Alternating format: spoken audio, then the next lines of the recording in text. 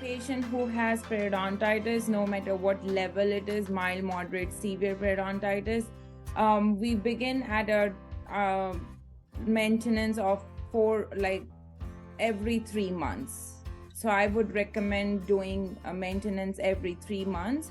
And based on the follow-ups, if I feel that, maybe the oral hygiene is great, the patient's periodontitis is not progressing too much, I may do it 3 months, 4 months periodontal maintenance recall, but I would say 3 months periodontal maintenance recall is an ideal thing.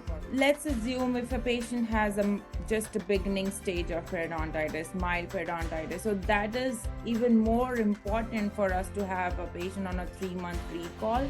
That way we would arrest and not let it progress more.